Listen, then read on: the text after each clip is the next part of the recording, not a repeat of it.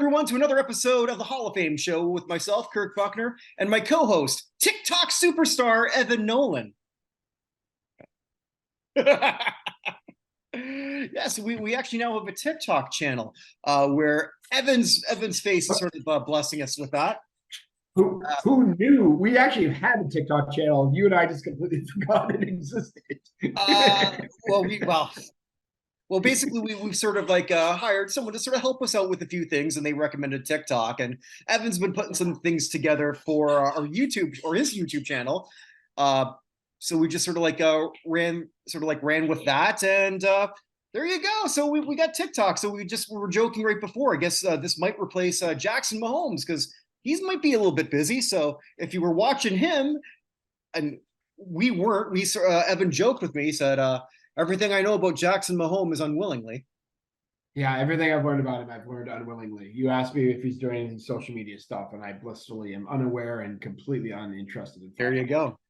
But what we do is we run Not in Hall of Fame, the Fictitious Athlete Hall of Fame, the Fictitious Rock and Roll Hall of Fame, and the one that we are putting a lot of effort into this month and next month, the United States Athletic Hall of Fame. On November 1st, we'll be announcing the first class, and it's all going to be decided by all of you. So the top 25 people will get in and comprise the first class. It's a huge class, but we got to make up for lost time. Say what we want about what's going on in the United States, whether you love it, whether you hate it, but you cannot deny this. It is the biggest country in terms of sports and the most successful. Debate me. You're wrong. I mean, there are certain sports which, of course, is not the most successful at, but overall, yes. I'm putting the large blanket over top, but I think I'm correct in this. I get it. Yeah, I get it. I mean, that is probably true, and it is kind of amazing there wasn't a National Sports Hall of Fame. And I will say this about the big class of 25. Mm-hmm. I think some of our earliest people like Ray Urey and Henry Armstrong and Jack Johnson and folks like that, those guys are all from the early 1900s, some of them late 1800s. So we're talking 125 years of sports history across all the sports. Mm-hmm. So putting 25 in at the beginning, we'll probably do that, I'd say 4 times so we get to 100. Just so we have our base of people, and then we move on from there. Yeah, and we're going to figure this out as we go. It's always a work in progress, as all Hall of Fame should be. But one thing that we're going to be right from the start is transparent. You won't have to why we're doing what we're doing, and if you disagree, cool. We can always change it next time. Maybe we can learn from it. Absolutely. We are not pretending we know everything. We know better than a lot of Halls of Fame. I'm not going to lie about that. But that is a very low bar to clear for a lot of them. So there you go. So we didn't record last week because we were both pretty busy with all this other stuff. But I just want to start out. We had a fantasy football draft. Don't let him fool you. Well, there's that. Yes. And then I had to go see Blue Oyster Cult and the Bodines. Not together. There you go. So we had a life separate from each other. Sometimes we cheat on each other. It's not a perfect relationship, but we work on it. Sure. But I do want to start off and bring back the poo-poo platter, the smorgasbord of shit, if I could. Oh, a while. Yeah, it's been a while. It's just a real quick thing, just overreactions of people, especially on the X. Like maybe ZZ Top can sort of like bring that out. I heard it on the X. It's an old song. Yeah, maybe. I don't know. Elon, if you're listening, and I believe you are, because I think you know everything, get in on that. I'm pretty sure you just shut down the Starlink satellite to what we're doing anyway. There you go. Yeah, exactly. Because it's that big. But we record these on Thursday nights usually, and I watched the first half of the Lions-Chiefs game. But before that, I'm going on Twitter, and I didn't really have the sound on because I just didn't until the game started. And then I see national anthem trending. It's like, God. And it's a whole whack of people all upset because they were playing the Black national anthem. And my first thought is, okay, I get some of the point there because if you're a very divided country right now, the U.S., and I say you because I'm from Canada, so it's if it sounds like I'm using an incorrect word, I'm not, despite the fact that Evan and I co-won the United States Athletic Hall of Fame. But I'm thinking, okay, I get the point where, in a country this divided, maybe you just sort of like keep with the one anthem. I get that argument. Bill Maher made a really good point on that. Saying that, did you not see what time they played it and when the game was going to start? Assholes, you're overreacting on that anthem, knowing full well because especially if you're watching the Super Bowl and all the other big games, they usually play it 15 minutes before. Dumbasses. Well, I mean, that's actually not what one of the things I saw on Twitter is one of my problems when you go around the country with the national anthem. If we're going to play the national anthem, let's play the national anthem. Don't make it the home of the Chiefs when you're singing. It's the home of the brave, right? If you go to Washington, D.C., they'll all go, oh, for the Orioles games. And they'll say, when the Rockets red, they'll all shoot that out for the Capitals. Like, it's no different up here, though, Evan. I know. I mean, it's the same thing, but it's just this idea that everything is like either it's all sacrosanct or it's not. You know what I mean? Yeah. No, I mean, for Jets games here, and this is sort of when I caught myself. I did it once, doing it along, and then afterwards I stopped it. You would like the reason why I stopped, because here they'll say the True North. It's owned by True North Sports and Entertainment. Maybe do I really want to like shout out the name of a corporation? That just doesn't feel right. I'm kind of a little pro-capitalism here, not maybe more so than yourself, but I don't know. It just doesn't feel right. But that's neither here nor there. That's a very weak poo-poo platter. But it's just something that sort of bothered me. Like, God damn it, the season hasn't even started yet, and people are already flipping out on nonsense when. And then just the comments. Well, I'm never going to watch the NFL again because they just replaced the anthem. Like, what time is it? They were never not going to play it. Dumb, stupid people. Sorry, that just bothered me. Oh, yeah. Yeah, I mean, welcome to the world. Well, yes, welcome to the divided world, but not the United States Athletic Hall of Fame, where all votes count. I'm trying. Sure. We're doing the best we can.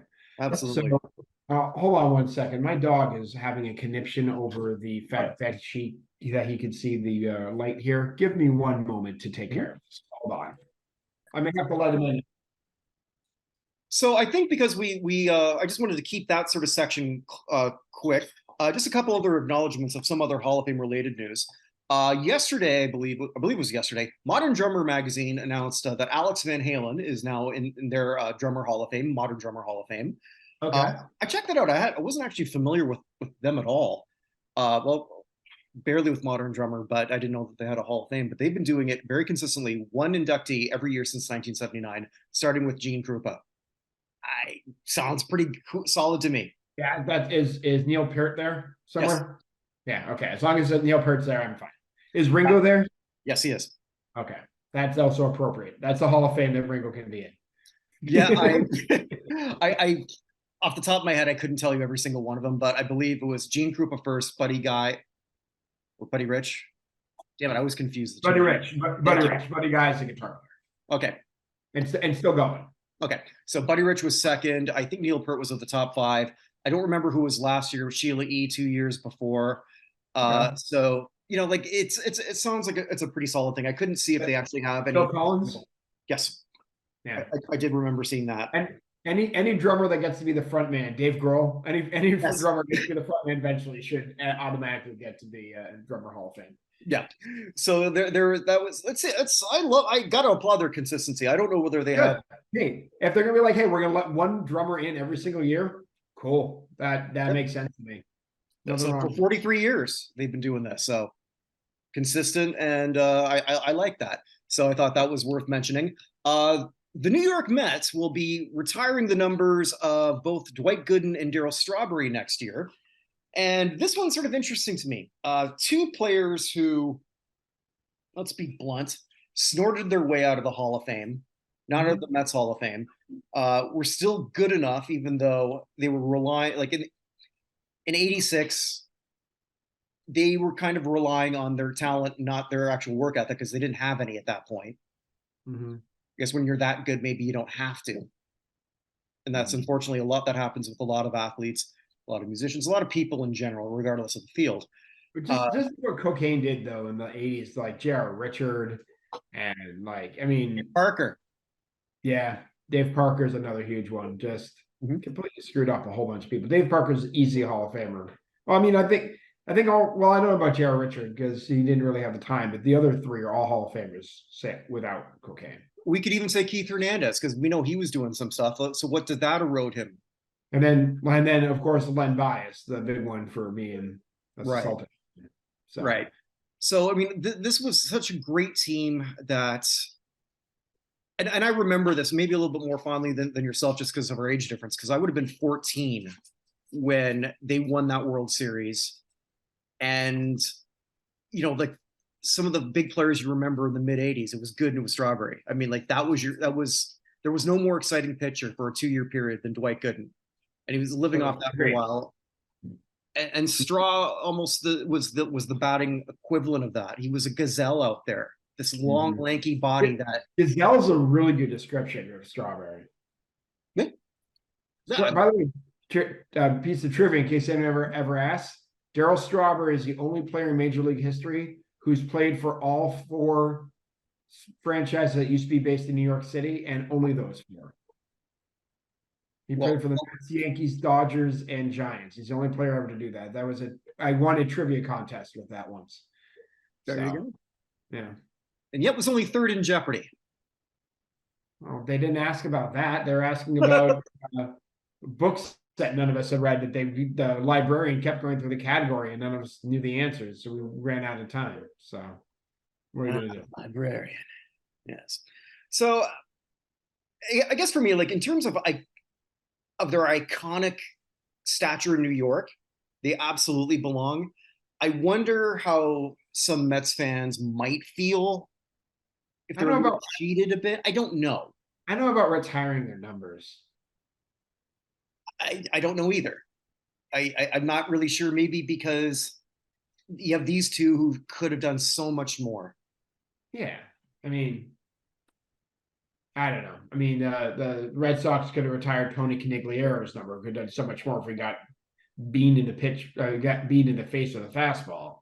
Like I don't know about that one, but Hall of Fame 100%. But retiring the number seems like a lot. Yeah, and they already are in the Mets Hall of Fame, so this is something that I guess they're trying to honor, or maybe they're just trying to like deflect the fact that this season's been a complete disaster. And they've overspent again. Yeah, that's probably it. Just by the way, speaking of numbers being retired, I have a prediction for Sunday. Okay. Patriots are going to retire Tom Brady's number at the beginning of the game. Is that announced, or is this just something? No, Brady's at the game, but he's a whole bunch of people coming. I'm almost guaranteeing he's going to retire number 12. Okay. At the beginning of the game. And then he's going to come back and start in week 7 for the 49ers. So although he looks like he's in great shape still, but he doesn't look like he's in football shape. Doesn't look like he's been working out and maintaining stuff. Yeah, so I think he meant it this time. I do think he meant it this time. But that was his goal always. His goal was always to play to 45. So and then he was his goal so much it cost him his marriage, but hey, the things you do for vanity. Is that what cost the marriage? Not that I don't really pay attention. I mean, she wanted him to retire, and he did one more year. And she's like, "You're retiring now." He goes, "No, I'm going to do one more year." And she's like, "Then we're out."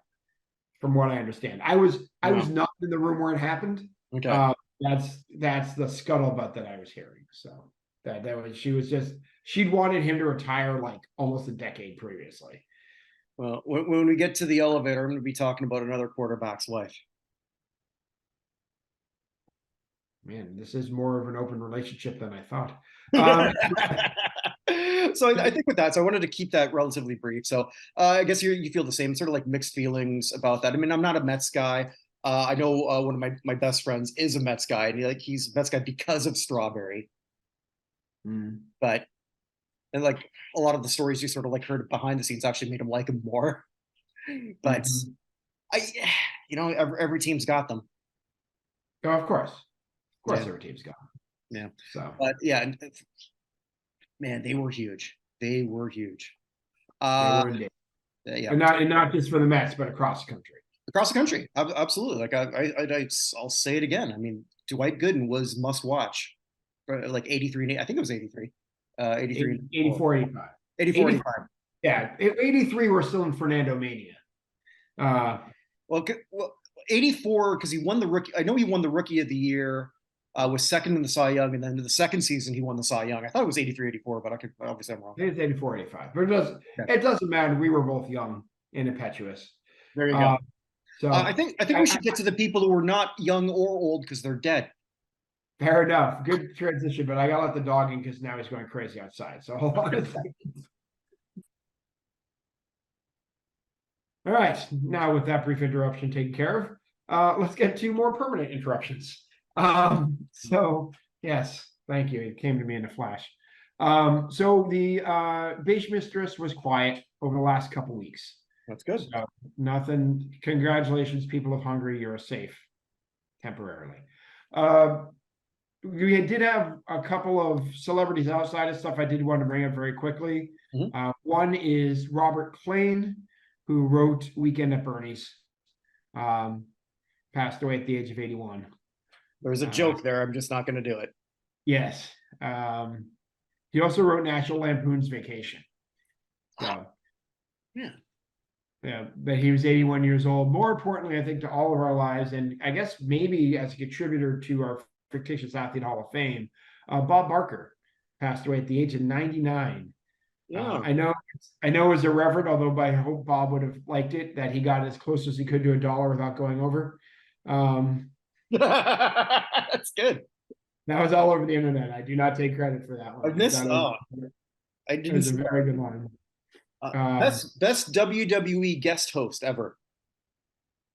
Okay, is he in the WWE Hall of Fame? I don't remember. I think he might.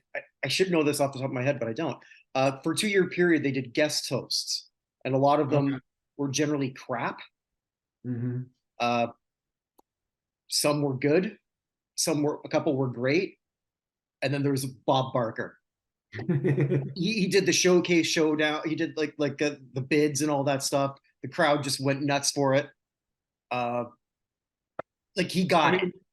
A man who basically all of America who remember, like my kids have no idea who Bob Barker was, but basically anyone who's 25 or older knew and loved Bob Barker, and his appearance in Happy Gilmore is still one of the funniest absolutely cameos, whatever ever. So. Absolutely. I'll finish with this. If there's a scale of guest hosts, it was Bob Barker, Al Sharpton.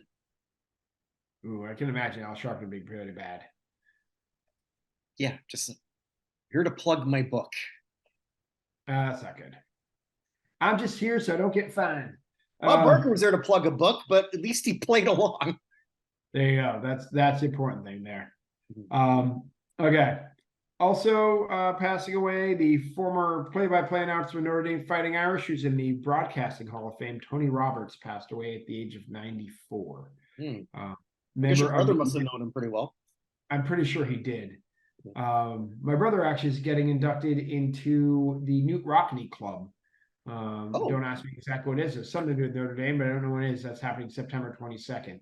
I don't know if I can get there because I'm supposed to be coaching soccer that day. So we'll see. But Tony Roberts was 94. He had a pretty good run. Well, He's a member of the National Radio Hall of Fame. You could go to that, and then there's somebody you're going to talk about later in Spain who has nothing to do. That is true. We'll get to him in a second. From the world of baseball, a name that's probably somewhat familiar to you, Pat Corrales passed away at the age of 82. He was a catcher, but I think of more of him as a coach. He was just like a coach forever. Yeah, for like a long time. Team. Yeah, he played from 64 to 73 with the Phillies, Cardinals, Reds, and Padres. But he was manager of the Rangers, Phillies, and Indians, and then coached with the Rangers, Yankees, Braves, and Nationals. He actually won a World Series with that 95 Braves team. But he passed away at the age of 82. Catchers tend to make very good coaches, from what I've found. Absolutely. From the world of horse racing, Hall of Fame trainer Jonathan E. Shepard passed away at the age of 82. There's a whole list of racing wins and stuff that he has here, but he's a member of the National Museum of Racing Hall of Fame and the Johnson Shepherd Estates at Saratoga Racecourse Hall of Fame. So there you go. But he was 82 years old. From the world of sailing, We have Bill Pinkney passed away at the age of 87, the first African American to sail around the world. But he is a member. He was a member of the U.S. Navy. He's a hospital corpsman. Moved to Puerto Rico for a while, but was filming a documentary about the African slave trade, and following the routes the boats took when he died suddenly at the age of 87. You're still working at the age of 87 and you die in a boat. That's not the worst way to go. But a member of the International Sailing Hall of Fame, member of the National Sailing Hall of Fame, excuse me. He was 87. I will say this though, they're in the International Sailing Hall of Fame, by the way. There are actually only 4 Americans total. I looked that up as part of my thing. When Dennis Conner comes up, one of the videos I've recorded hasn't been released yet. He is would be the others. 4. I wouldn't even be able to say. It's Ted Turner. I actually didn't look that up. I just saw that there were 4. So I thought it was interesting, but not interesting enough to actually look up who the people were, because figured I would not know who most of them were. Okay, all good. From the world of hockey, Brad Maxwell passed away, a defenseman who played with the North Stars, Chiefs, Canucks, and Rangers. Was a member of the 81 Stanley Cup Finals team. They didn't win, but the finals team, they lost to the Islanders in 81 with the Minnesota North Stars. Played 612 games, 6 goals, 1,200 penalty minutes, almost 1,300 penalty minutes. Gordie Howe type of defenseman, right? So that 81 North Stars team, every time I sort of look back, like that's got to be the most random hockey team to ever get into the finals. Team at just being in there. I think I have to take a look at that. I mean, the 95 Panthers come to mind as one of those teams though, too. That's true too. Scott Mellanby Panthers. As far as I know, Scott Mellanby and their second best player was the rubber rats they threw on the ice. Although I think John Van Beesbroek was involved as well. Beezer stood on his head to sort of get them there. But Burry wasn't there yet, was he? I don't think so. I don't think so. So I'm segueing out of here, but I'm putting a pin in this to remind me to do this. We had been pushing, well, not just us, but mostly you and I have been super happy for our mutual friend Ron Katz, who has been doing a lot of work behind the scenes, and Randy Gradishar was nominated as a senior finalist. We think he's going to get in. There's like a small doubt in my mind that the other 2 might get in, particularly Art Powell, that there might be someone blocking him. No one's blocking Randy Gradishar. Right. But one interesting thing that sort of came up during a lot of the research was this is the only Super Bowl team, winner or loser, of since like 2005 or something like that has nobody in it. And I think it'd be interesting to do the same in hockey, because I mean, the 81 Stars, I don't think Dino Ciccarelli was there yet. Let's find out. Keep talking. He might have just come up in the postseason. So 81 North Stars: Neil Broughton, Don Beaupre, Brian Bellows. Let's see. The computer's taking a while because I still have a whole some of these open. Broughton, Ciccarelli was there. He's 20 years old, a 20-year-old rookie. Okay, so he's probably called up because I think he was more regular. Okay, so then that ends that one up. Maybe I'll have to look at the 95 Panthers one day. Yeah, hold on, let's do that right now. All right. So this is riveting podcasting. 1995 Florida Panthers roster. If we bring this stuff up, I guarantee anyone watching this will probably be curious too. The people who are watching this, the people who watch this, like kind of things they would like. Like I said, when she was asking, the person who's helping us with our Hall of Fame, when she's asked us to describe it, I'm like, we are a very specific type of nerd, and the people watching us are also that specific type of nerd. That's how it works. So I'm looking at who might be there. Radek Dvorak, Gilbert Dion, probably not. Ed Jovanovski was pretty good. Bill Lindsay, Scott Nellenby, Rob Niedermeyer's on that team. Okay. So there you go. and Beezer. Brad Smith and Jeff Smith. Spelled differently, both of them. Smith and Smythe, but both pronounced Smith. Anyway, all right. Back to what we're from wrestling.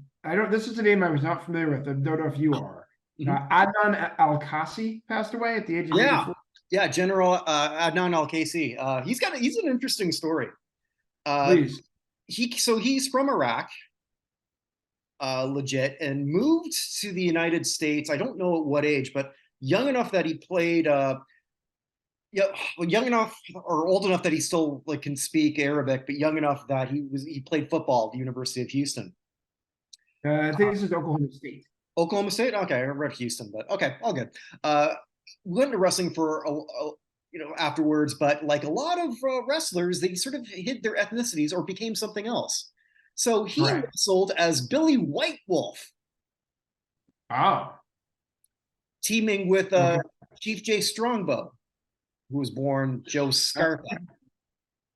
They would become tag team champions of the WWF in the 70s. So yes, your Native American tag team of an Iraqi and an Italian. But anyway, whatever. He would later have his biggest run in 1991 when he became Sergeant Slaughter's manager, and when Sergeant Slaughter became an Iraqi sympathizer. Oh. So they played that whole thing on the Gulf War thing. It was really massively distasteful. Bob Costas was going to be part of WrestleMania 7. He said, I'm out. I'm not doing this. Wow. Okay. So and then he wrestled in the main event in SummerSlam, and probably one of the worst matches ever. I shouldn't sort of degrade him, but he was in his 50s at that point. He shouldn't have been in the ring in a main event. His tag team partners were Sergeant Slaughter, who was in his mid 40s and a little bit portly, and Colonel Mustafa, who you may remember as the Iron Sheik. He rested peace. Yes. Except for Jabroni. Yeah. So like that was they called it the match in hell, which it was. But yeah, it's sort of false advertising. Not false advertising. Yeah, well, the main event was actually a match made in heaven when Randy Savage married Elizabeth, even though they were already married. And then they divorced for real a year later. Anyway, that's a long story. But yeah, no, he had a very, very long career. It said 59 to 98. Yeah, he's got to be the only person who ever played someone from the Middle East and from the plains of Oklahoma. I don't know where he was billed when he was Billy White Wolf. But, it said in 1971 he defeated Andre the Giant at Al Shahab Stadium in Baghdad. So I did not. Okay, I'm not aware of that. Interesting. Yeah, under the auspices of his former friend from high school, Saddam Hussein. That is apparently true. Interesting. There's another person who passed away this week who has some interesting high school connections. Not Saddam Hussein interesting, but pretty interesting. One high school in Philadelphia with like 4 crazy people who all were there at the same time. So anyway, so Adnan Al-Kasi. Yep. All right, I said Kasi. I said Casey was 84. I got that one. From the world of baseball, we aren't very many of them left. Another member of the All-American Women's All-American Girls Professional Baseball League passed away. Wilma Briggs, who's second all-time in home runs in the history of the league. Yeah, she had 20 left. Yeah, she had 43 homers, 301 runs batted 258. Led the 1953 season in home runs. Won the Gold Glove as best defensive outfielder in 1951. She passed away at the age of 92. So, like you said, aren't that many left. We got a couple of football ones to talk about, and then pretty much everyone else is music this week. Eddie Meader passed away, which is a real sad one for us. He was one of the 12 finalists or semifinalists, I guess, for the senior committee this time around. It was not selected. A very, very, very good candidate for the Hall of Fame. Who 3 weeks after another one died, Maxie Bond, right? Yeah, right. Yeah, Maxie Bond and Ed Meader were both on that list. Or safety for the Rams. on the all 50s all decade team. 60s, I think. Sorry, 60s all decade team. I Yeah. don't have that. 60s all decade team, 3-time second team all pro, first time or 2-time first team all pro, 6-time Pro Bowler. Played the Rams for 11 years. First team Little All American, which I think is because he went to Arkansas Tech, which is a smaller school. But 46 career interceptions, 22 fumble recoveries. Still a record. 22? No, the 46 is still a team record for the Rams. Oh. Because his entire career was with the Rams. He kind of had a misfortune of when he was really at his best, the Rams weren't great. And then when the fearsome foursome sort of emerged, he was at his tail end and he got overshadowed by bigger name stars. So he doesn't get a lot of due, unfortunately. But yeah, I was reading so much about him this week. 7-time club MVP, apparently. Oh, interesting. Oh, wait a minute. Or was it just, no, sorry. 1-time club MVP, 7-time team defensive back. So I got that wrong, but.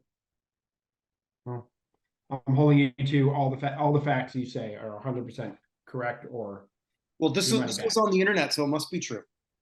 It goes in, it must be true. Yep. So, but yeah, so Eddie Meter was 86 years old. Also passed away, someone who did make the Hall of Fame, and since we last met, Gil Brandt passed away at the age of 91. He only got in, I want to say 2 years ago. 2 or 3, I could pull that up. Yeah, like relatively recent.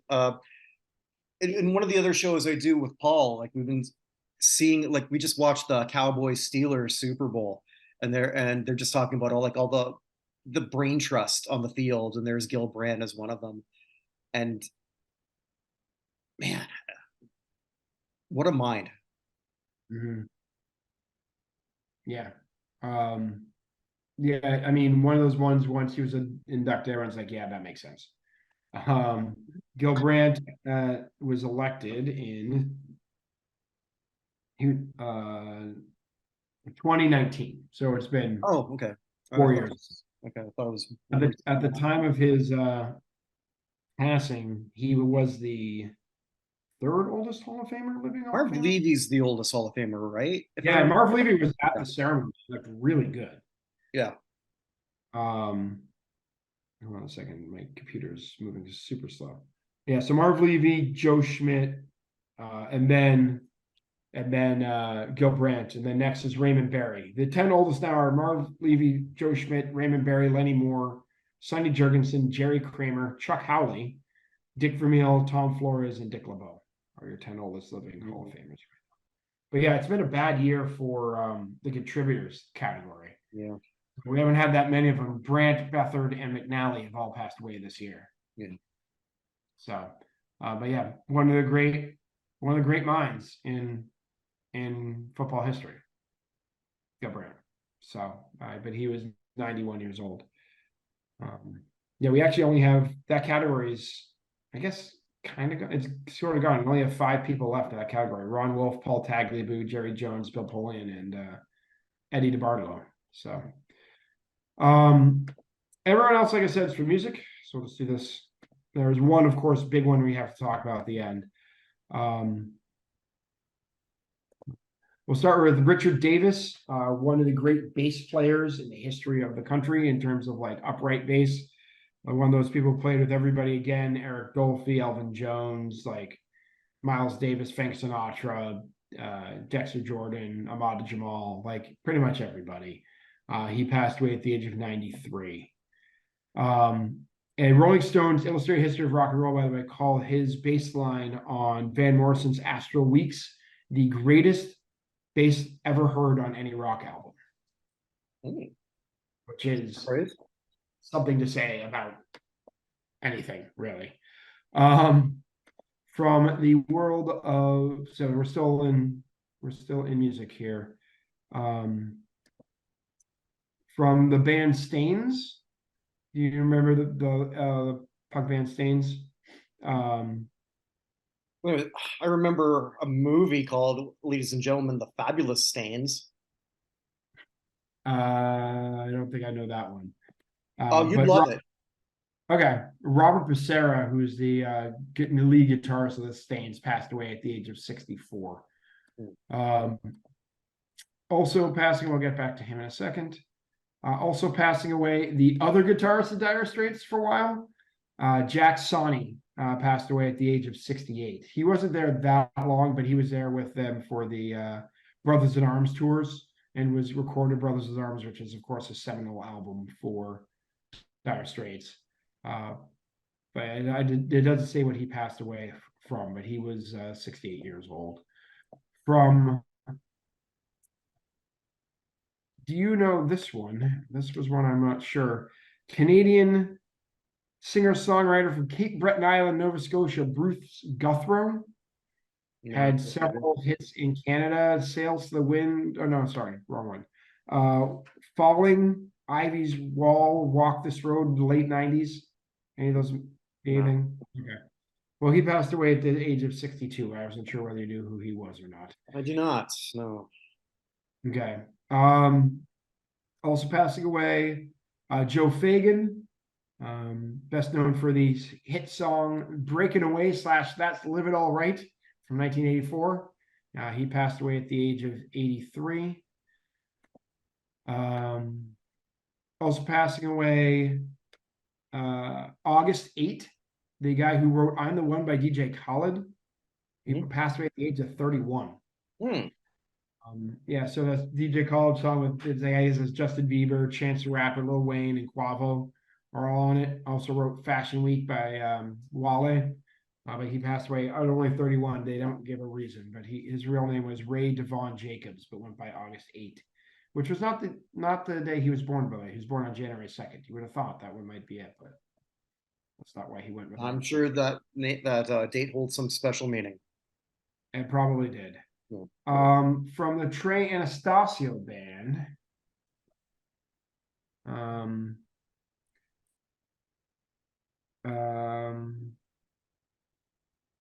this is not finding it for me.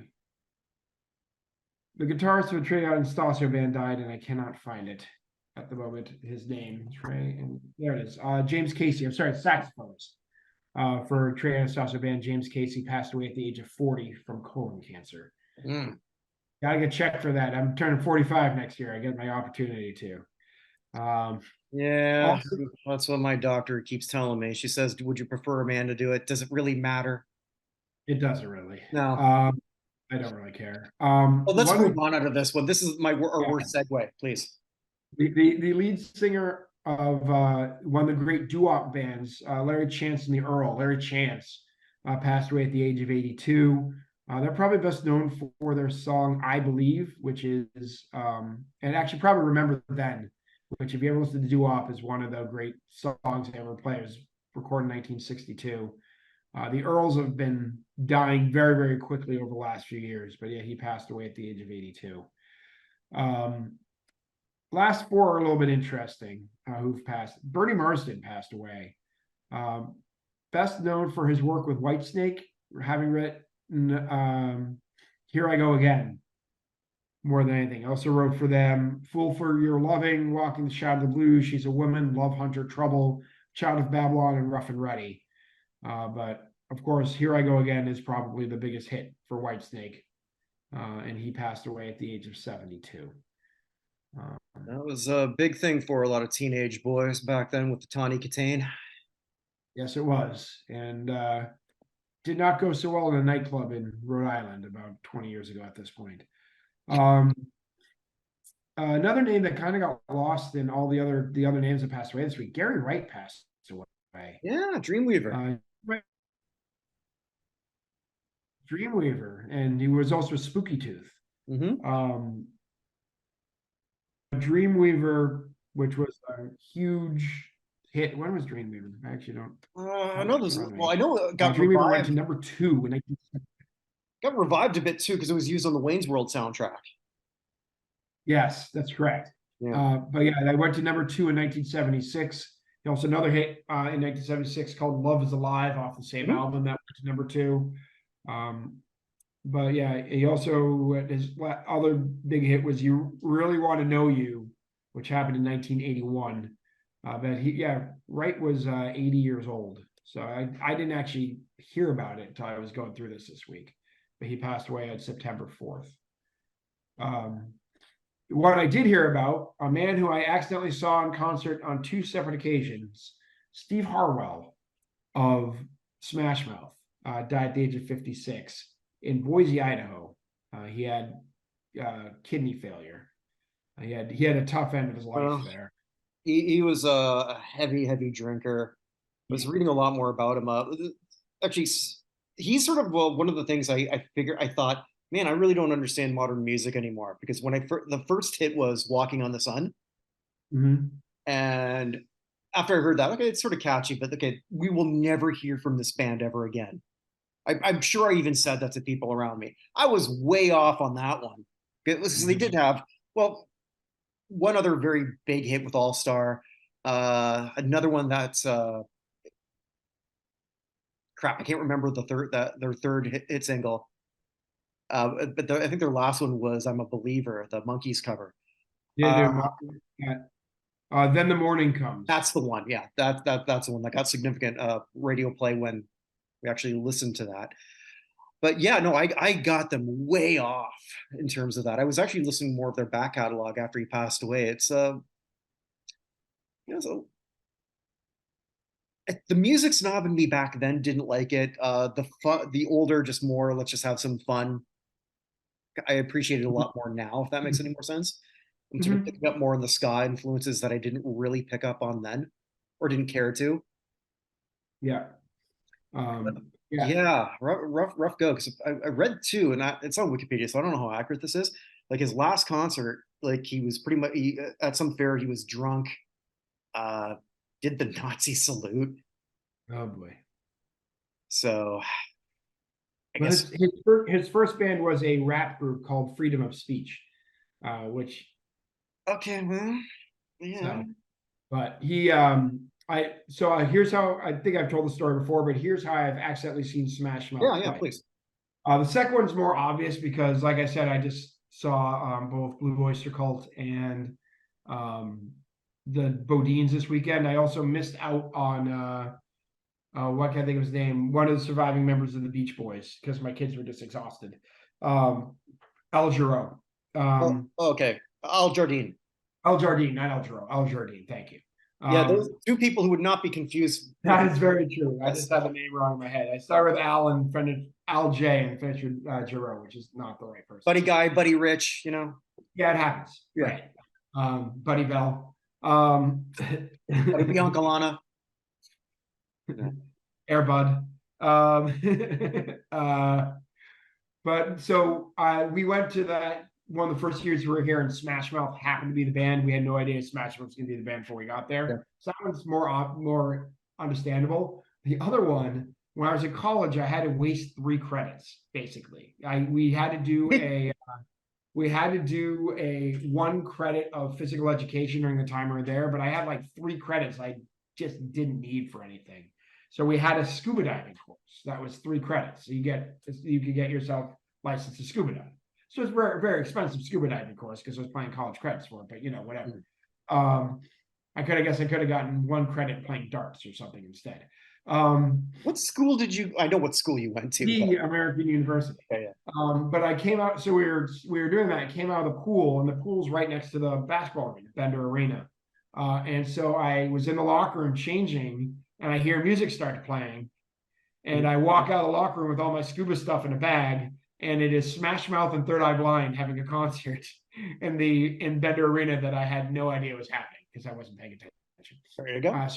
So I stayed with all my scuba equipment to watch Third Eye Blind and Smash Mouth sing in probably 2000. Probably 2000. Mm-hmm. It would have been the spring of 2000.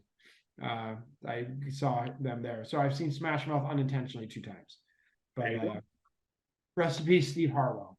Mm-hmm. But of course, the biggest name who passed away this week, and someone who I now think is probably going to get elected to the Rock and Roll Hall of Fame next year because they're not, I wouldn't be surprised. Okay, go on. Jimmy Buffett. Here's my question to you, Kirk. Yeah. Who dislikes Jimmy Buffett? I'm sorry, who what? Jimmy Buffett? who dislikes Jimmy Buffett? I don't. Literally nobody dislikes Jimmy Buffett. If Jimmy Buffett were ever on a ballot at some point, I think he'd probably been elected. But now that he's no longer here, if they put him on the ballot, he will be. All right, so I feel bad because we're talking a little bit, and I'm not trying to insult anyone who's a parrot head. I like some of his music. I Margaritaville, it's an absolute classic. I think Cheeseburger in Paradise is it gets me. I read somewhere, and I don't know if this is accurate or not. I should have looked this up. I think I heard in an interview that Buffett said he actually wrote Margaritaville hoping that it was going to go to Elvis. Oh wow, that I didn't know. Yeah, so I should check that out, and then I'll put a disclaimer if that's incorrect in here, but I'm pretty sure that that's correct. Saying that, he also got investigated by the FBI for a song "A Pirate Looks at 40." So actually, the DEA did a full investigation because there's a line here. I've done my share of smuggling. I've run my share of grass. I've not made enough money to buy Miami, but I pissed it away so fast. That line got him investigated by the DEA for drug smuggling. Actually, speaking of drug smuggling, he almost actually got shot down once. So he was flying his private plane into Jamaica with Bono in the plane, and the Jamaican Air Force mistook him for a drug runner and started shooting at him in the plane until he like came over. It's like, guys, it's Jimmy Buffett. They're like, oh my God, we're so sorry. They apologized when he landed. And he laughed about it. It's like, it's okay. I've probably done a lot of bad things you guys have never caught me for. And then he wrote a song about it. But like, we almost lost Jimmy Buffett and Bono to the Jamaican Air Force at one point. Bono we could have lost for like a year when he decided to put all that shitty music on our phones. Yeah, all the guys who were upset about that pretend they don't know anything about consent. But anyway, continue. I can't talk. Remember when you put all this stuff on your phones and it sucked? Yeah, that's what it is. There you go. Continue. But for a long time, like one of the biggest search engines was how to get U2 off your phone. I know. So you were saying something about Jimmy Buffett and you want? Yeah, I was saying like, okay, I never understood how he was one of those guys that sort of had such a giant devoted following that you would even call them like parrot heads or whatever. Yeah. Because if you look at his laundry list of hits, it's not that many. But I mean, it's the same thing. It's the same thing with like the Grateful Dead. The Grateful Dead's hits are technically the greatest one-hit wonder of all time. Their only song I think that ever charted in the top 40 was "Touch of Grey," and that's the one song that all the Deadheads decry is not actually a Grateful Dead song. Which is they literally made like the later one. Yeah, no, and maybe because it just doesn't speak to me because I don't necessarily, even though I lived in the Caribbean for 3 years, right? But that I don't know. There's maybe because it just didn't speak to me. So maybe that's why I don't completely get the huge devotion that he had, but he had it. Yeah, 100% he did. And you can't take that away from him. I don't know whether this is going to translate into a Rock and Roll Hall of Fame induction. I don't think he's on the radar at all. He's getting in next year. He's going to take Warren Zevon's spot. I'm calling it right now. I will take that bet. I'll bet a beer on it right now. That Warren Zevon is not there and Jimmy Buffett is. Okay, so both things have to happen, or what do you want? Well, let's see. We can have a push. If both are on, then it's a push. If both are off, it's a push. Yeah. No. If one is, you said it's spot. I see. Okay. Yeah. I get it. Okay. Yeah. Both are off. It's a push. If both are on, it's a push. Yeah. But if one's on, fine. Deal. Yeah, I mean that's probably not. If Zevon is on and not Buffett, you win. If Buffett's on and not Zevon. Yeah, and again, this is not. I hope I'm not ragging on, but I love Land Shark beer. Like going to Margaritaville, like Jimmy Buffett's Margaritaville. It's fun. Great nachos. Yeah, that was like the one thing I just never got. I mean, I got it when you'd see the same crowd for the Beach Boys many years later, but I guess that crowd just knows everything that Buffett ever did. And I guess it appeals to a certain thing of just wanting to get away from everything. Yep. And mean, and some of his songs, I still think, I mean, Son of a Sailor and He Went to Paris are two of my favorite, I guess, Mhm. beachy country songs, if there's such a thing, of all time. I love both of those songs. Mhm. Particularly He Went to Paris. Uh, but it's real funny because he almost quit music, by the way, at one point. Oh, And why he is was, that? what happened? No, why? Why is that? Oh, I'm sorry. Because he wasn't making any money and he needed to get a real job. So one of his friends invited him to Key West and he just really never left. I'm just looking up to see if I was right about Elvis Presley and Margaritaville. Oh, go for it. Uh, Um, well, it says here, there's this thing on YouTube. Did Elvis Presley intend to record Margaritaville? hmm. I will say this though, of all the things he could have possibly died of, aggressive skin cancer is probably highest on the list. Oh, is that what he died of? Yeah, he had a very, very aggressive form of skin cancer. Mm. So Turns out that that was true. He did intend that for Elvis. fantastic. Mm. So, well, there you go. Got Bon Voyage, Jimmy Buffett. I mean, Mhm. could he have picked a more perfect day to die? The Friday before Labor Day, when everyone's just trying to hold on to the summer and just wants to listen to Jimmy Buffett songs all weekend long anyway. So, I mean, if you could have planned it, that's the way to go. The only thing could have been better if he died on a boat. Um, so I do have to say though, it said that he was surrounded by friends and family and his dogs. My wife was like, "That's too many people. That's too much pressure." Too much pressure. Yeah, I was like, and my kids are like, "Wait, mom, what are you talking about?" And I said, "Kids, don't worry about it. Mom wants to die alone." So, but Paul McCartney was there, and Oh wow. like, yeah, Paul McCartney played songs for him. I guess he had a recording earlier this year with McCartney that just came out.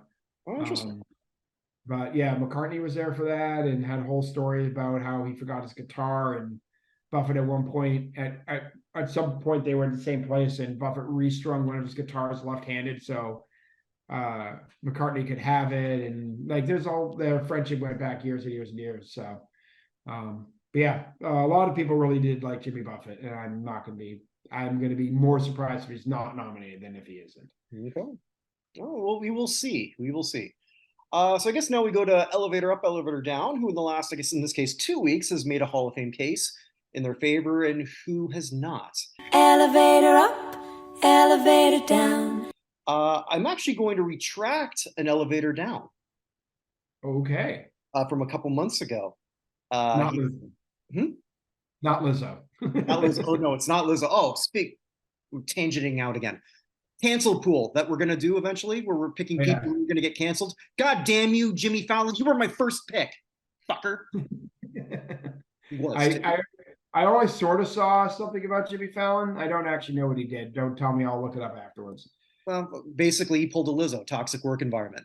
You can fill out the rest later. Yeah, well, because someone brought up the quote about Jimmy Fallon and Bossy Pants, which was a great book that Tina Fey wrote about how Amy Poehler was telling like a raunchy story to Seth Meyers, and Jimmy Fallon's like, "Don't do that. It's not cute." And she's like, "I don't fucking care. I'm not here to be cute. I'm here to do whatever." So uh, everyone seems to like Seth Meyers. Jimmy Fallon has a lot of people who like Martin Short. Every time he goes on that show, just rips Jimmy Fallon for how much he sucks. So well, Martin Short rips on everybody, but I feel like he means it with like when he do that to Conan, I felt like he was joking along with Conan. And Conan was laughing along. I always felt like he meant it with Fallon. So There was the thing. The reason I was going to pick him number one, I could say it now, because he should have got canceled for when his buddy Horatio Sands was getting canceled. makes sense. So I'll let everyone look up that story. But Mm. basically, Jimmy Fallon was a major enabler uh, on a Seth Rogen type level. I'll leave it at Got it. that. Okay. Okay. But going back to the actual elevator, it's Bryce Harper. Harper's been playing the field again. He's playing some incredible baseball. I didn't want to say that I wrote him off, but I wrote him off as a possible We Hall sort of of Fame did. candidate. We sort of did write him off that he was just not going to get enough Oh no, compelling. well, I wrote him off for the Hall. Right for Hall. Yeah, not to not play for the next 10 years. Yeah. No, we're just saying that the way he'd been injured recently, there was no way he's going to be able to compile enough numbers to get to where he needed to be. Yeah, but he's looking a lot better than he was, a couple months ago. He's playing at first, and this shouldn't matter as much as it does, but that only helps his advanced metrics because there's only so much WAR you can accumulate as a DH. That's true, and that matters. Now, granted, I think if you put him on the same baseline as Harold Baines, then Baines. I feel bad ragging on Harold Baines all the time, but he's just not a Hall of Famer. But I would have been thrilled if he was my DH for 10 years. I think you would have felt the same. Yeah, of course. God, I would have been thrilled if Candy Maldonado was my DH for most of the time he was in the league. There's a name that'll never be brought up again unless he dies. I loved Candy Maldonado. Candy, like players on other teams that I loved, that I just was like every time they're up, I'm like, oh, this is a good problem. Candy Maldonado, Devon White, and Tony Phillips. Well, Devon White, I love Devon White. Yeah, Tony Phillips with that weird batting stance terrified me. Every single time Tony Phillips was up, that he was just going to do something that was going to crush my team. I still remember the Garth Orge batting stance. He was he platooned at third base for the Jays for years. Just like that. The knob of the bat was sort of like looking. I don't know how he hit anything. I used to actually, when I was we played a lot of wiffle ball, I used to have Pat Borders' stance because Pat Borders always had a space. Yeah. So I said I like the space between the hands for that. So I then started imitating his stance. A Boston kid imitating the batting stance of the catcher of the Blue Jays. But maybe at that point you could grow the same type of mustache he had at the time. Maybe at this point, I don't know. I just look real bad with just a mustache. My kids hate it. So Tom Selleck, you're not, huh? Tom Selleck, I am not in many, many ways. Well, I don't know. I haven't never really worn the short shorts. I might look good in those. I'm not sure. But I don't know how we got here from Bryce Harper, but I've been Bryce Harper. I think is playing a lot better. I think also too, even though someone I just talked about recently, Giancarlo Stanton, who just hit home run number 400, he's not going to go back to the field. That's just not happening. Yeah, and a lot of that too is because I was watching another YouTube thing where they said, well, if the Yankees just held off a year, they could have offered that money to Bryce Harper or possibly Manny Machado, both of whom. So, I mean, that's also, but that's neither here nor there. So, by the way, in terms of crazy stats, do you know what team has the lowest ERA in the National League? Oh, let's see. Well, my first thought would be Atlanta or the Dodgers, but I'm guessing it's not. It's the San Diego Padres. That is interesting because it's Blake Snell, Lugo, and then they're 66 and 78, and their ERA is like 3.38. I saw that earlier today. They're big. It's a fascinating team because even if you look at their overall offense, it's not terrible. I mean, Machado. Yeah, but Machado's his down year is still a better year than almost everybody else. It's not like he's Joey Gallo. Joey Gallo's having an up year and he's hitting 199. So, So that I don't know if this is necessarily an elevator up, but I pressed the button on him and he hit that fire alarm button or whatever you call it, the emergency. This is not so fast, Buchner. Maybe he's listening, and maybe I've inspired you. And if I did, you are welcome, Philadelphia. My elevator down, this is something very interesting. I said I'm going to talk about a quarterback's wife. And this is, I'm kind of doing a bit of mental gymnastics to get here. But here's the thing. If you're the wife of an athlete and you have a podcast, shut your mouth about what your husband says. Yeah, fair. I have no idea what you're talking about, but that's pretty good idea anyway. It's Kelly Stafford. And I think you said something about her because you were more in tune with that. Or maybe I think it was you. It had to be you, because who else would I be talking about this with? When they won the Super Bowl and there was that thing where a fan just sort of like came up and then fell and she just didn't seem to care. I don't remember that. So it may not. Okay. Well, I might be off on that. It doesn't matter. Either way, what she did, for those who are not aware, look, just when a wife says something, it shouldn't get on ESPN front page. It just shouldn't. And what she shared was that when her husband comes home, he's basically frustrated because he's old. He's 30. Well, he's old by football standards. He's in his mid-30s. He sees a bunch of kids who are calling him sir. It makes him uncomfortable, and they're always on their phone.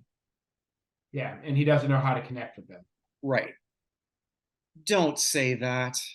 Do not put that out there, because it just makes Matthew Stafford's job that much harder. And the Rams are going to have a hard enough time. I mean, as we're recording this, I don't know what's happening with the Rams-Chiefs game. And again, don't tell me, but it's the Lions-Chiefs game. Okay, but we're going into. And I was thinking about this. It has ended, by the way. It has ended. Okay, but I was thinking about this. Isn't it interesting right now that as we're starting 2023, people are more excited about Jared Goff than Matthew Stafford, and those two are always going to be linked. Of course. And I didn't realize that Goff led the league last year in TDINT percentage, which, there you go. I just redid my whole preseason football monitor, where I look at all the active players and rank them. Goff is barely hanging on. Stafford's there mainly because he got that one, but he's accumulating a lot. This is going to be a hard team for him because the Rams are in rebuilding mode again. You've got a head coach there that it's probably checked out, because I think there's the scuttlebutt, to borrow a word that you used, that he's sort of looking to go into the broadcast booth. And he can talk. Yeah. I mean, like he could be our generation's, or I guess not maybe ours, but this generation's John Madden. Super successful when they're young, won a Super Bowl, dynamic, charismatic. Not someone who is necessarily going to like kill it in a beer commercial, but Sean McVay's already been in some commercials. Sean McVay, if I'm him, and maybe sort of thinking like, this is my next path out. So if you've got a head coach that might be checked out, and I don't know this for sure. Oh, Sean McVay is entirely checked out. It's not might be. He is checked out. He is out. I was trying to give the benefit of the doubt, but no, that guy is 1 foot out the door. Filling his contract. I'm not saying he's Steven Strasburg, go with Bryce Harper's old teammate, he's gonna be paid for 3 years not to play baseball. But he's not gonna be here long term. He'll see out the season and then he'll be gone. Right. But a quarterback can't lose his team. Right. And if he's already having trouble connecting, and now they all know that he's having trouble connecting, you can't help but look at him the same. When you're bringing all your problems with, that's something that your wife brought to work, it's not good. I will go to my deathbed saying that Ayesha Curry cost Golden State the championship against Cleveland because she couldn't keep her mouth shut. I will maintain that, and Curry was off. Steph Curry was off. Nothing against Ayesha Curry. I'm actually very impressed with them as a power couple. I love power couples. I think that's great. But she screwed up. And it caught Chris and Anna Benson. Pardon me? Like Chris and Anna Benson. Or Steve Garvey and Cindy Garvey. There you go. No, I do. I legitimately like power couples. Who are the two Yankees who traded families and wives? It was in the early 70s, and believe it or not, for whatever reason, I don't remember, but somebody's got to do a movie on that. Yeah. But no, but to Aisha's credit, she never was quite the same on the Twitter machine or the X machines after that. Because if you're your husband and someone's making your wife a target, can you focus on your job? I can't. I know I couldn't. Sorry, it's Mike Kekich and Fritz Peterson were the two players. 1972, 51 years ago. So there you go. If they would have shot this like 20 years ago, they could have had Ben and Matt play that. I mean, like I don't know who the equivalent is now. I'm not as much into the pop culture 20-somethings as I used to be. It's the thing when you turn over. Exactly, but I'm with it. For me, it's it created all this unnecessary crap that you don't need. And if anyone's thinking of being misogynistic, I will say the same thing for any female athlete. Husbands, shut the hell up. Yeah, spouses, just be quiet. Yes. Also, overbearing fathers. Mm-hmm. Seen a So you're lot a of big, that. big fan of the Ball family. I got that. I actually, I will. Lamar Ball though, he's got balls to try a bunch of shit, and I respect that. I do. I have a weird respect for him Mm-hmm. in a different way, but that can be a tangent for another time. But yeah, that Matthew Stafford, I think, is going to have a really hard year. I could be wrong. I'm not cheering for him, not cheering against him. I'm just saying it's added some other additional pressure that he doesn't need.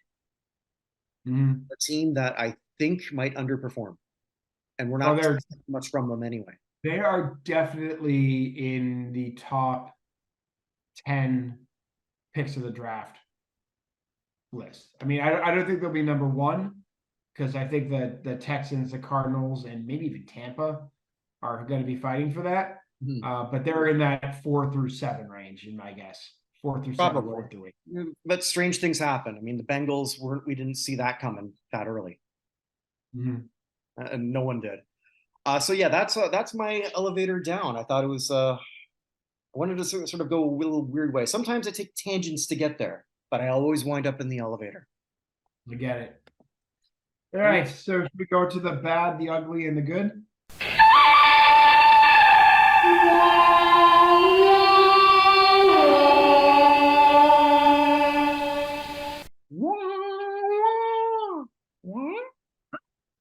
Uh, let's start with the bad.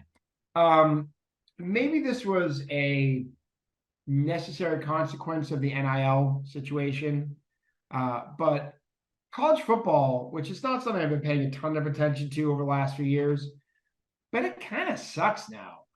Like there's very few drives. They're trying to speed up the game with the running clock.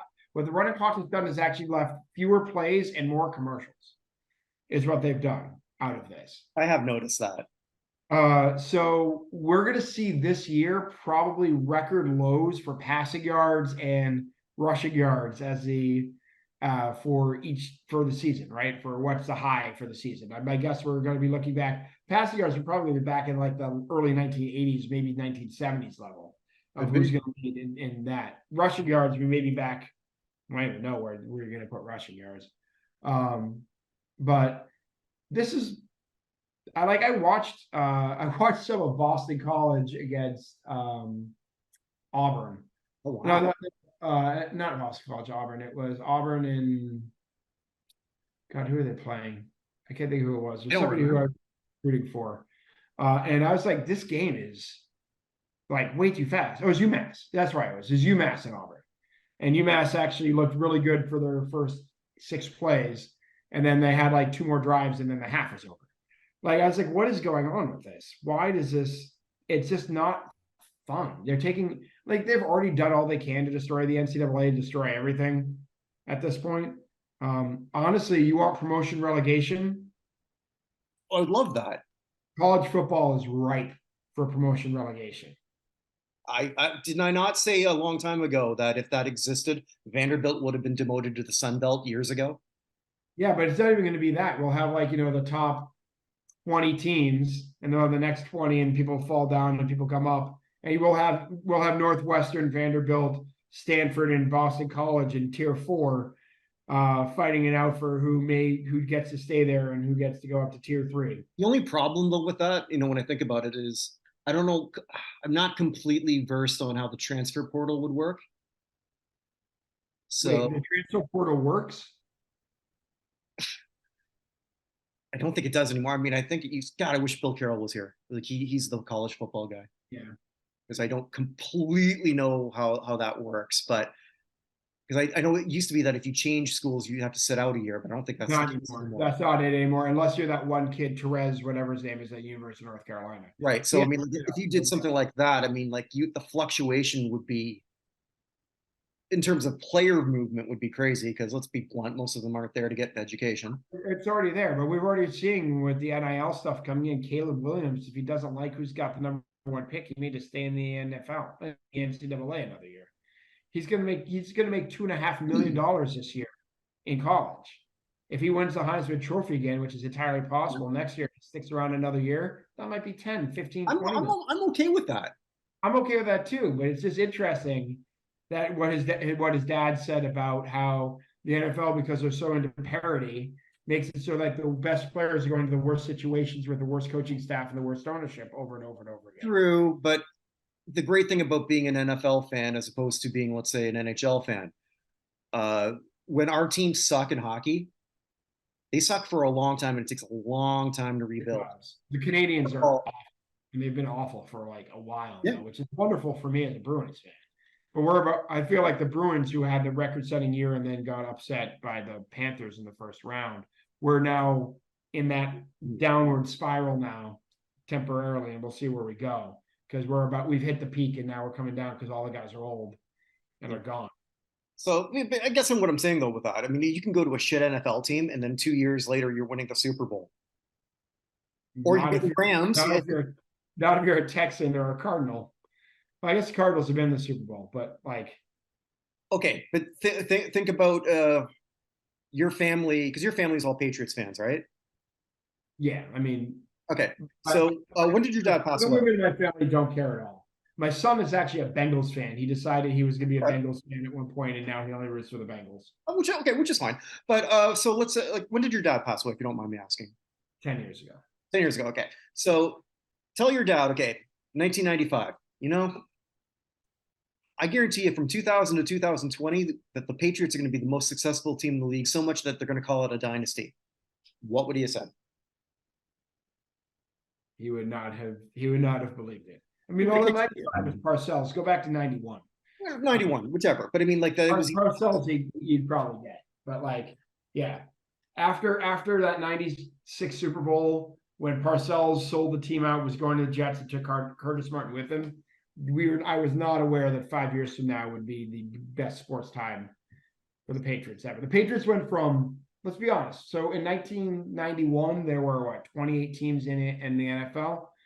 The Patriots were probably overall in terms of stature 24th, 23rd. I mean, they were probably ahead of a few. Maybe the Falcons, the Saints really sucked at that point. The Buccaneers sucked at that point. Like, they're ahead of a few. The Cardinals sucked for a long time. I know they had won championships before, but like, they're probably 24th-ish out of 28, 23rd out of 28. Now, if you're looking at all the franchises, they're second. I mean, it's the Cowboys and then them at this point in terms of value.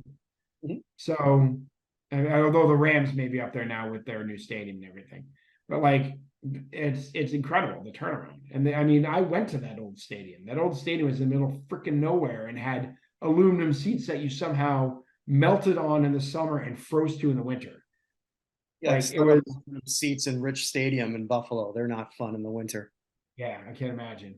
But anyway, so that's what I'm saying. The college football thing, it's bad. They got to figure it out. Maybe they just need to sell more commercials for all the NIL stuff, but they got to fix it for next year. There's got to be a better solution than what they have this year. Do you want to go to ugly? Because I don't know if you have a good. I do have a good. So okay. They're both the same sport. It's going to surprise nobody. It's soccer. Well, if Evan's not talking about soccer, at least every other podcast, then But I mean, there's nothing worse than what's going on in the world right now of sports than what's going on. I would like to remind you, before I finish the sentence, I'd like to remind everybody that 3 weeks ago, Spain won this Women's World Cup. Mm-hmm. Since then, everything has been, in the words of the Spanish word, I don't know if I should say that Spanish word. It's been bad. I was going to say a Spanish word that's 4 letters long and would have gotten me banned from a Mexican soccer stadium.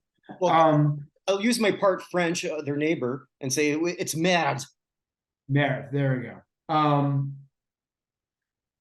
It's been a problem. So it started with, going into the World Cup, I'm going to back up, right?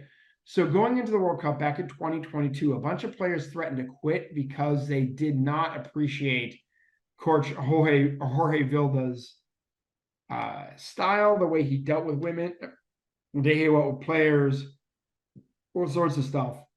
And they had signatures from 1, 2, 3, 4, 5, 6, 7, 8, 9, 10, 11, 12, 13, 14, 15 players who said they would never play for the Spanish national team as long as he remained the coach. But they did. He did remain the coach. Okay. But this has been something that's been brewing for a while. They just did not like the man. They did not appreciate his tactics. They did not appreciate the way he impacted their emotional state and health. Let's put it that way. Is that they're looking for. The Spanish Federation responded by saying, "Up your nose to the rubber hose. You're playing. If you're not playing for us, we're going to get junior players. Who would relish a chance." Did you watch Welcome Back, Cotter before you did this? By the way, Freddie Boom Boom Washington's my spirit animal. Okay, yeah.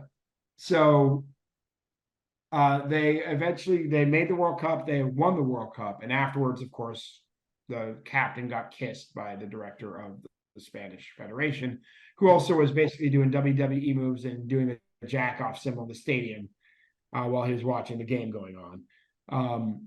And the Spanish Federation there have been tons of calls for him to resign. The Spanish Federation stood by that guy and stood by that guy and stood by that guy. I can't think of his name right now. His mother actually went on a hunger strike in a church because her son was being so badly treated by this whole situation, even though we all saw him kiss somebody on national TV who clearly did not want to be kissed.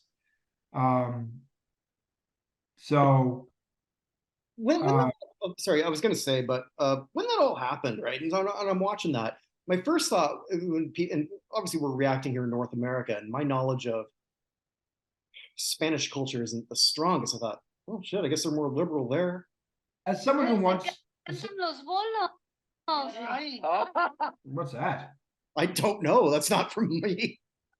It's not from you. It's from me. Oh no. Maybe it's I have a commercial going for the station I have up here. It could be. It's a Spanish language thing, so that makes more sense. Sorry about that. No, all good. I thought maybe you were gonna play the kiss. Where is this coming from? When I start closing these things, We'll just pause temporarily. I just closed. Right now that our Spanish language interloper has been identified and terminated on my computer here. So I was someone who almost drowned in the Costa del Sol. I will tell you that usually it's as a kiss on the cheek they do in France. It's not usually mouth to mouth resuscitation. It's how you greet somebody in Spain. That's what I thought, but I mean, I don't know. Yeah. So she was real upset about it. The Spanish Federation is real upset about it. UEFA has condemned them. They threatened to pull out of all UEFA competitions, which is hilarious. Because let me ask you how much money Spain is making if they don't have all their teams in the Champions League and the UEFA tournaments. They're not. A lot. They're not doing that. They're not doing that. That's like, oh, you're gonna take your ball and go home? Cool. Enjoy your games against Morocco and Tunisia. Yeah, I'm sure. Create the Three Nations Cup. I'm sure that's going to work out really well for you. Yeah. Can you imagine, like, just Morocco and Spain having to play over and over again? One of my favorite dichotomies in all of like mental for a country is Spain is so pissed about Gibraltar being owned by the British, but it doesn't understand why Morocco is pissed about Ceuta and Melilla being owned by them. A lot of people don't understand a lot of things. But it's funny when you said, like, imagine Spain, Morocco over and over again. I had a flashback as a kid. All right, we finally get some hockey on. Oh, it's Montreal, Hartford. Hey, it's the same division. Not diss on the Whalers and Brass Bonanza, my friend. Bring back the Whalers. All hail the whale. The whale, when I would watch those games over and over, was the post-Gordie Howe whale. But I couldn't even tell you. Was Ron Francis even there yet? I don't even know. Yeah. Anyway, after this is turned, they just fired the coach. Finally, Jorge Vilda got fired this week. They replaced her with Montse Tomé, who's the first woman ever to lead the Spanish women's national team. And their response was essentially, "Gracias, Jorge." There was a statement declaring that over the course of his 8-year term, he's been key to remarkable growth in women's football and leaves Spain a world champion and second in FIFA ranking, which are all probably true. But nobody liked him. So this whole thing is just an absolute mess and a disaster. I don't know how Spain gets out of it. From But from any way you look at it. yeah. It's like again, they won the World Cup. Mhm. Imagine if they'd lost.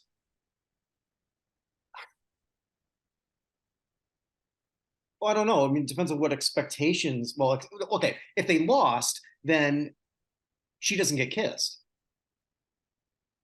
True. So this doesn't sort of like go into That, motion. she doesn't get kissed. I still think the coach gets fired though with everything else. But I Right, mean, this but what really propelled this? Now it's the world eyes on you.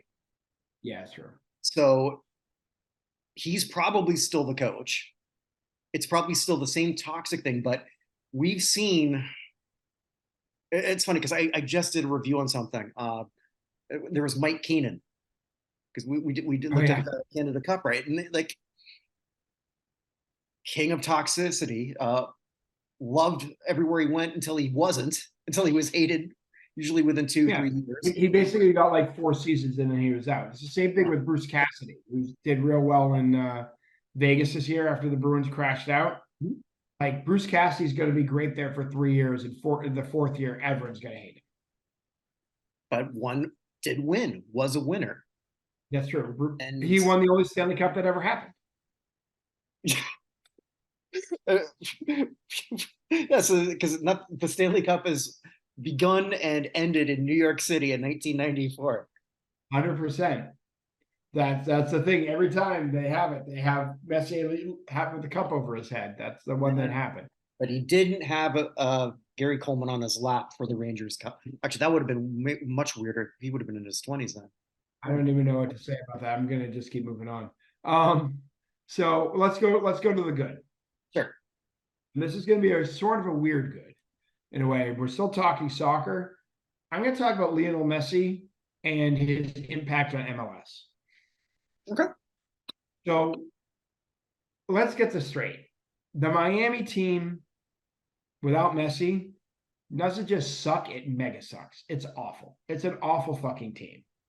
Messi came and they've rearranged some of the players and everything ever since it's been there, and they won the weird cup they created between Mexico and US, but all the Mexican teams had to play in the US situation. I don't even know what that cup was, but they ended up winning that when Messi scored 8 goals in 6 games, right? Or 9 goals in 6 games. Some of those goals were fantastic. He's taking that team that's terrible. They're going to probably keep going, advancing up here. Their pink jerseys, I've seen them all over here in Chicago. Oh. Tons of Messi pink jerseys all over the place. Here's what that is going to do and why this is the right time for it. So back with the USL, back in the day, we had Franz Beckenbauer and Pelé and all those people in the 1970s were massively overpaid with the New York Cosmos for something that just ultimately wasn't going to work. Mm-hmm. The MLS is its own weird league that's unlike any league in the world. It's like kind of a single entity league where there are individual owners, but the league itself controls who can go to what team, and there's a bidding process and all sorts of weird stuff. No other league in the world is run like that. But the MLS has been around since 1996 now, right? There's 27 years in to this thing, and they've had teams that have folded. Miami Fusion, the first Miami team, the Tampa Bay, I can't remember Tampa's original name. The San Jose Earthquakes went out. The Chivas USA has gone out. It's not. I have Tampa Bay Rowdies, but I think it was USL team. I thought it was USL, but maybe they kept the same. I can't remember what the Tampa Bay team was. It's on my tip of my brain. It's just not coming out. But there were growing pains. They're growing pains, but which I mean that happens with every league. Remember the Providence Steamroller? Like there were the Frankfurt Yellow Jackets. Like there are teams that just didn't make it in every league right at the beginning. So that's part of the process. Have they overgrown themselves? I think probably yes at this point. There's I think too many teams. In 30 now? I mean, San Diego's made a big announcement that they're going to announce their team name and colors and stuff in October. I think they're up to 30. They're coming up on 30 if they're not at 30 already. But we're not at the point where having a major star from overseas. I know that we've had Wayne Rooney was here, David Beckham was here, people like that. But no offense to Wayne Rooney and David Beckham or Roy Keane, none of them are Messi. Mm-hmm. Just none of them are Messi, and they got creative in how to get Messi over here. So Messi gets part ownership of the FC Miami because Beckham's the owner, and he gets a whole bunch of the money they get from Adidas that has using for sponsoring the league with the jerseys. They basically made up what they couldn't pay him directly from league funds, right? What this has done, and a lot of people are like, well, it's unfair. He went to Miami, it's Beckham's team. As Alexi Lalas pointed out earlier this week, if he'd wanted to go to St. Louis, guess where he'd be? St. Louis. St. Louis. If he wanted to go to LA, if he wanted to go to New York, if he wanted to go to New England, if he wanted to go to Seattle, wherever he wanted to go. But Miami is technically the closest team to Buenos Aires. And they're direct flights from Miami to Buenos Aires all the time. He took one the other day, scored an incredible goal to win their first World Cup game. By the way, World Cup qualifying started today as well for 2026. Oh, good. Okay. Argentina played Ecuador. Ecuador is already at -3 points because they fielded an unfair player last time, so they got deducted 3 points. So they're at a massive disadvantage. But then they had to go to Argentina, Estadio Monumental, for their first game, which is a tough call. I always wondered why Paraguay never did so much better than Uruguay, because they had twice as many Guays. True, but they have a lot fewer people because they had a war in which 1/3 of their adult male population died. And they Paraguays. Yeah, yes, I get it. No one quite knows what a paraphernalia is. So, yeah, I'm sorry, I missed it. But the impact of Messi on this at this point is such that, while he is dominating the league in his mid to late 30s at this point, he is bringing so much more attention to the league that people we're at the point now where we have multiple players. Neymar's in Saudi Arabia, Cristiano Ronaldo's in Saudi Arabia. We have people who are chasing the money everywhere, but if we have people who are actually looking at the MLS as a legitimate league, even as we get there, we're going to have more players in the US who are interested in soccer, thereby increasing the native base in it. And we're going to have more people internationally who want to come in and make it better. Do you know who the MVP of MLS was last year? No idea. Carlos Heel. Give you one guess what team he plays for. Give you a guess what country he's from. Carlos Heel plays for New England Revolution, who led the league in points last year and then lost to New York, what used to be the Metro Stars, the Red Bulls, in the first round of the playoffs. But he's bringing Carlos Hill's incredible. He's a great player. I love watching him play. I watched a lot of Revolution games, but he's not Messi, right? And having players like that who are really good, I'm not going to be surprised if we have more players come over internationally to try out some of these teams because they've seen the impact of it. And it's going to finally be, I think, the thing that fully moves soccer into, at this point, soccer is poised to become the third most popular sport in America. I don't think it'll ever catch football. I don't think it'll ever catch basketball, but it can certainly pass hockey and baseball. I can tell you, my son and all of his friends, none of them watch baseball. It is too boring to them. It's just too boring. The hockey, they'll follow, but it's hard to see hockey. It's like on TV, it's hard to follow. The puck is small. I get it. I'm telling you for kids. Okay. I'm telling you for kids. I get it, right? I'm not advocating bringing back the fox tail. But soccer is easy to follow. You can see the ball. You can see where everybody's moving. No sport has benefited more from the large screen television than soccer has.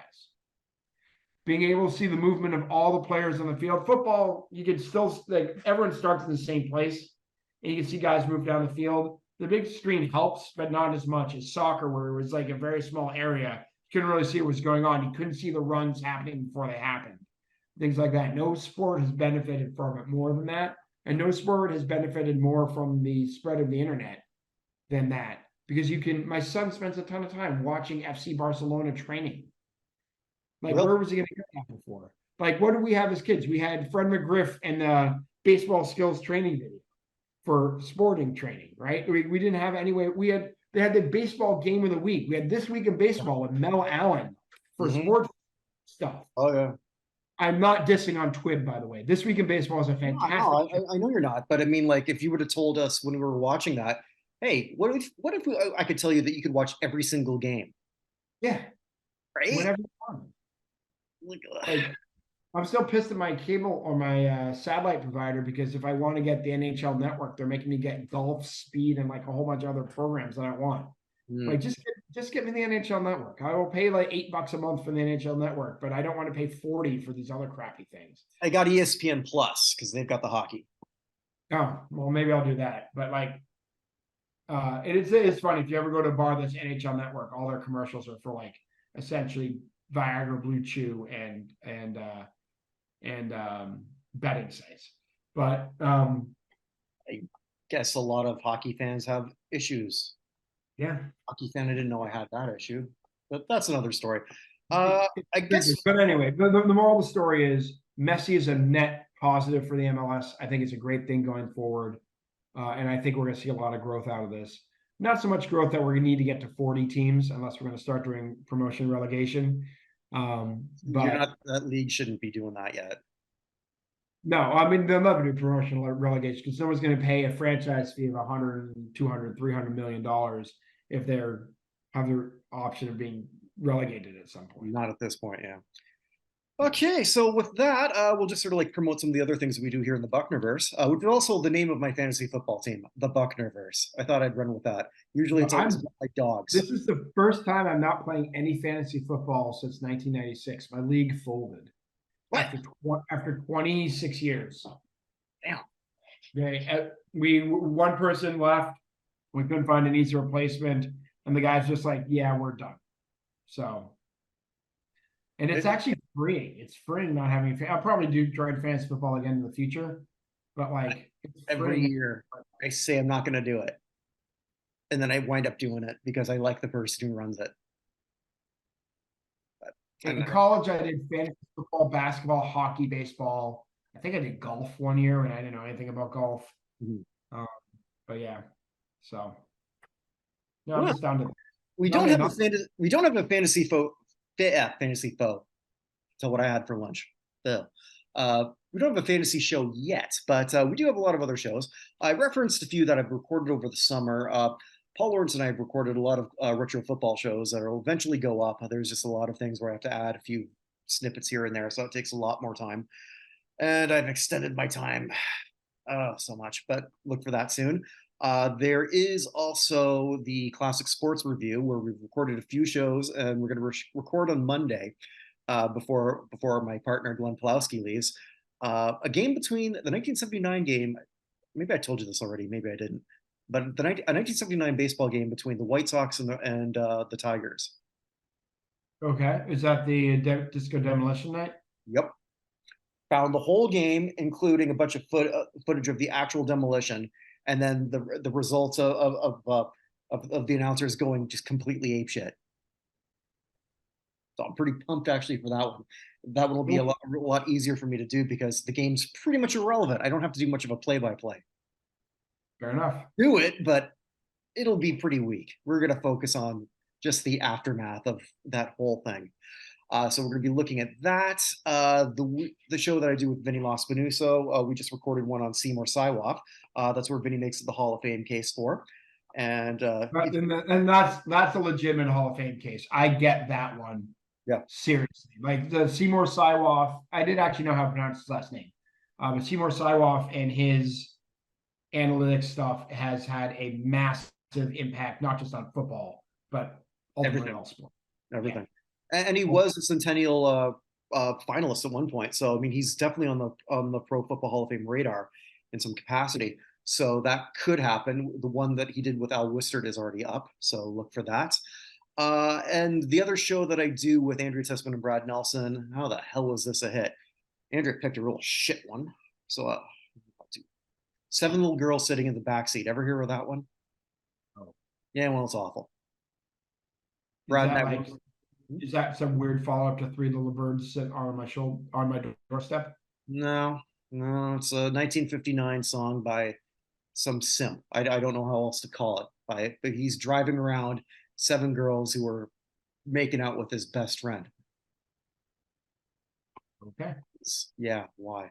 The one we picked next, well, I didn't pick it, but they've picked or Brad picked Napoleon the Fourth. They're coming to take me away. Ho ho. Where's Oh, Napoleon? okay. Yeah. Wait, I'm waiting for you to get Henry VIII by Herman's Hermits. I'm Henry VIII, I am. Henry VIII, I am, I am. Oh, I I am got going to do one from your favorite band when it's my turn to pick. which one? Oh, Styx? Oh, fuck you. I'm not listening to that one. You already know which song I've picked, right? Oh, I mean, is it Mr. Roboto? That I will say this: every terrible song band except for Train has at least one song that's a good, and Styx does have Renegade, which is a fantastic song. But everything else they did, like Styx was on the radio when I was driving my kids to the fair this weekend, and it came on. I was like, ah, and I did share quickly. My daughter was like, "What was that?" And my son said, "It was probably Styx." And he was correct.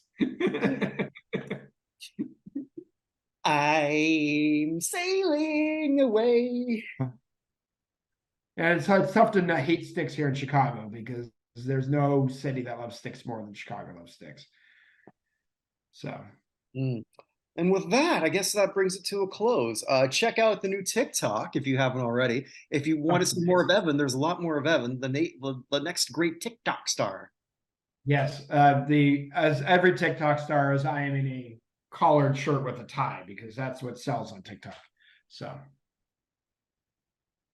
Better than what I would be wearing if I were to be the one doing it. I don't know anything. I've never been on TikTok before, so I don't know what actually goes on there. So I don't know. Maybe you should do a dance. Isn't that what they all do? I know our person said she's going to give me some short scripts to read, so we'll see what that looks like. Yeah, they're going to be dances. Mm-hmm. No. Anywho, with that, wherever you all are, wherever you may be, stay safe, everyone. Take care, guys.